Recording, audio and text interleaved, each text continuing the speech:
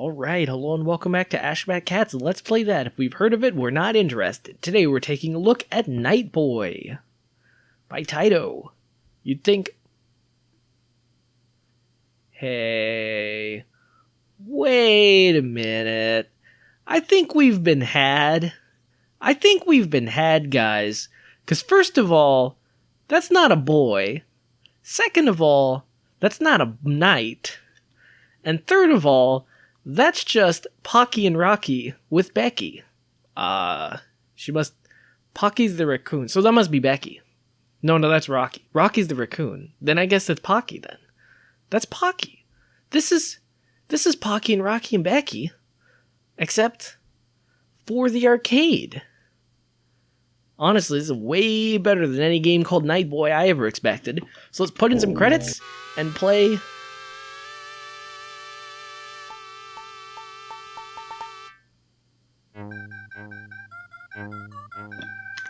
Oh my gosh, the music, it's still pretty darn good. Now this is one of those rare instances where... Okay, I'm just gonna put this on autofire. Those cute little single pixel lung guys. They do it to me every time. If anybody has those in real life, let me know, because I love those things. Anyway, okay, so we've got things on autofire. Although it does kind of crowd up the sound a little bit. This is actually one of those strange games that has a Super Nintendo port that's actually better than the arcade. What? Super Nintendo port better than the arcade? But this is Pocky and Rocky for the Super Nintendo.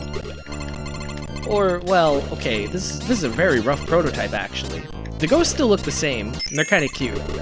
Although I feel like having the ghost little headband thing in Japan, that's just part of their culture, it's somewhat ubiquitous.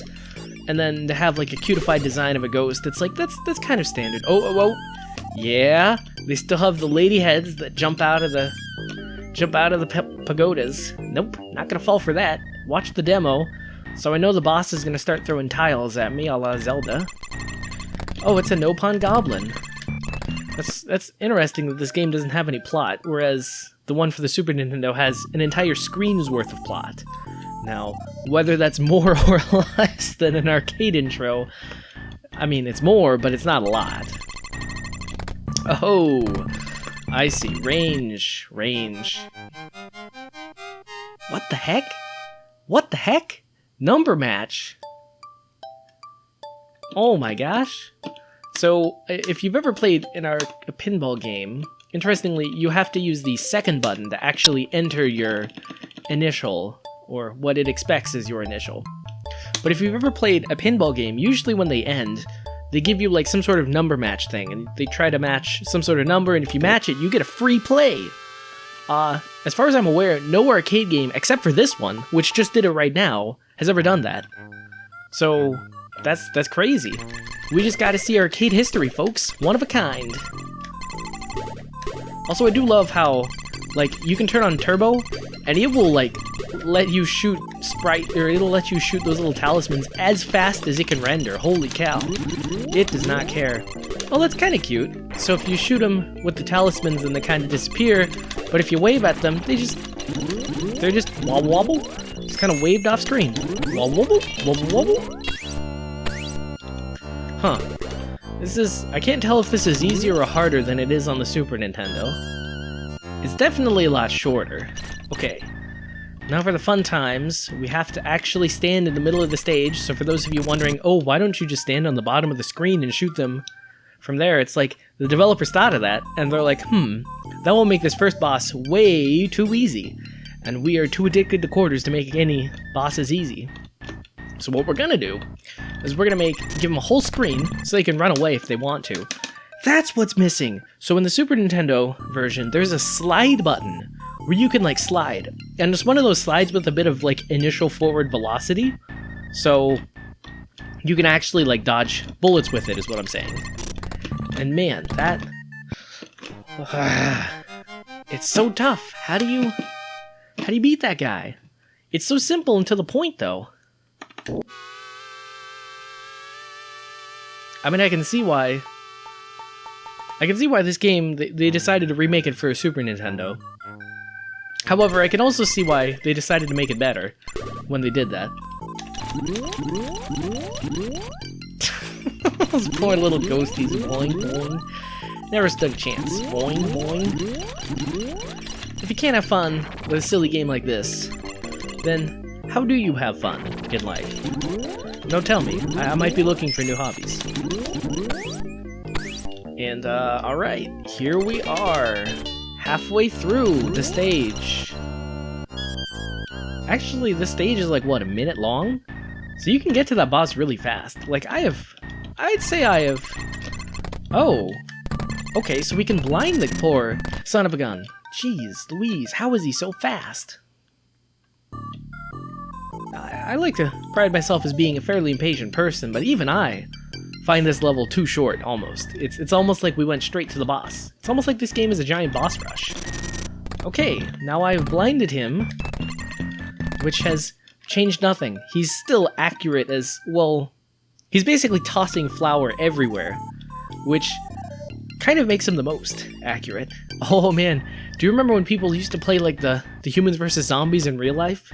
And they do something cute where like they use marshmallows, and if you got hit by the marshmallows, then you would like, if you were a zombie and you got hit by a marshmallow, then it's like you were dead or something. It's funny because they would play with Nerf darts and marshmallows, but like the most effective strategy was just take a bucket of marshmallows and just kind of throw it at people.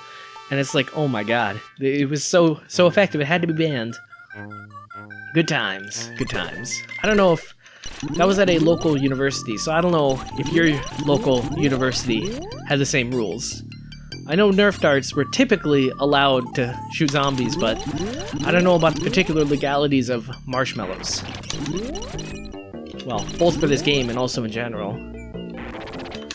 Marshmallows are one of those foods that, like, has to be is somewhat innately suspicious, right? Like, it's a puffed puff. It's like, that's, on one hand that's natural, on one hand that's entirely not natural.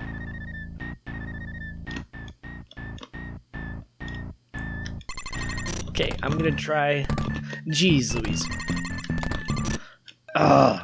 Okay, so it looks like my range is just to the middle of those skulls. So I'm actually gonna hang around just at the corner of my effective range. How's that for some strategizing against the boss? I have no faith in the strategy, but gotta do something to fill up time. Whoa!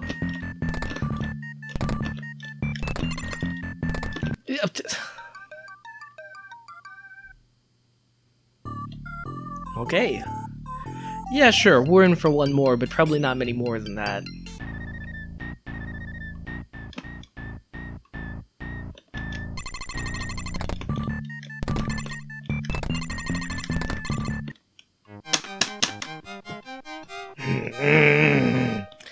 That's so rough. That's real rough, man. That's real rough.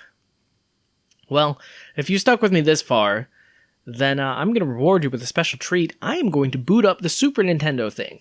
Because, I mean, hey, hard drive space is cheap, right? Just what kind of a name is Pocky anyway? But alright, so we've got Pocky and Rocky for the Super Nintendo booted up. So let's... Well, now is when I'd say let's take a play, but I'm actually not going to play it.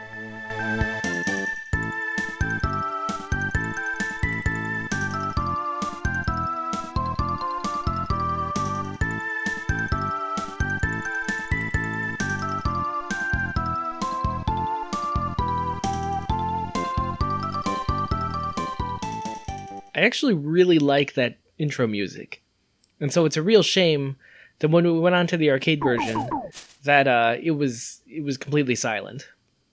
But anyway, as we can see, we've got the same sort of isometric perspective, although I never realized just how zoomed in this is. Yeah, one of the problems with being so zoomed in, and also Mega Man Zero for the Game Boy Advance had this sort of problem too, where like it was super zoomed in on the action. And so for the most part you could see everything that's coming at you, but like with that big arcade version you could definitely see a fair bit more. On the flip side though, on this version your shots can actually reach the edge of the screen, so you can like kind of compensate for that. Like you never feel powerless, I guess. And especially against bosses. They compensate by making the bosses themselves actually harder. but your shots can at least hit them from the bottom of the screen. So you're never like 100% safe, but at the same time, you can actually always hit them. And you can see like the level design, it's reminiscent of the arcade game, but it's still changed up. And in particular, it's made longer. Now, this part of the demo is really weird. I think they're on like precisely timed inputs or something, and I think the inputs just kind of mismatch. Maybe it's due to being played on an emulator, although I'll never admit that in public. And so I think like they just kind of get stuck somewhere, and it's just kind of weird. Like, usually demos for games like work. That's kind of their thing. Also, as we can leave it running, it'll play more levels, and it eventually repeats. But I think all it's doing is playing a precise series of inputs, but somehow along the line it gets unsynced, and I swear, when it starts replaying levels, then it actually, like, kind of skips, and it actually gets off sync. Well, while we're watching this, I can take the time to mention that I've now moved to an expanded game list. I checked my old list, and this was not on it. Well, of course, this wasn't on it. It's a Super Nintendo game. But even Night Boy, in fact, was not on it. So that's kind of crazy that there's a whole new world of games that we now have access to.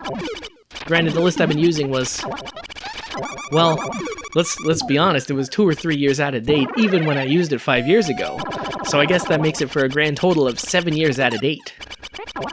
Jeez. That sounds really bad when you say it out loud, huh? Anyway, this list is way more new. In fact, it's got all of the arcade betting gambling machines you'd ever want. Unfortunately, none of the arcade gambling betting machines work. And that is unfortunate, because I was totally thinking of making this channel into an arcade betting machine featuring arcade game channel. Not like 100%, but like I'd at least have played a few if they worked. But sadly, they do not. I think it'll go on to the next level, or I think it repeats. A while back I tried to record a video of like, because I thought it would play through all of the levels, and I looked on YouTube and there was nobody who had the intro screen that went on for all levels. But it doesn't go through all the levels, it just repeats. And that's kind of unfortunate, because the third stage is a graveyard, and it's kind of a neat aesthetic, especially because we've already got like the supernatural like theme already going on that's like baked into the premise, and so doing this in like a semi-traditional graveyard, it's kind of more interesting. It's also really hard. One thing this demo does not show, as like these characters just kind of like waltz through the game, this game is actually really hard. Now, Night Boy, actually, it seems like we could just kind of sleepwalk our way through, but that's because it wasn't trying. This game, no, it tosses everything. And this level is maybe not so much, but eventually, oh man, does this game come at you hard. Well, that's enough Pocky and Rocky Tay for now. So on that note, this cat's got a scat. See, like they got stuck again, but they got stuck in an entirely different place. I didn't think I would talk long enough for me to show this off, but, well, here I am, showcasing it. That's kind of weird, right? Like it's a demo, but it's very clearly not playing out the same way it did before. Oh well. Alright. Now on that note, this cat will actually scat.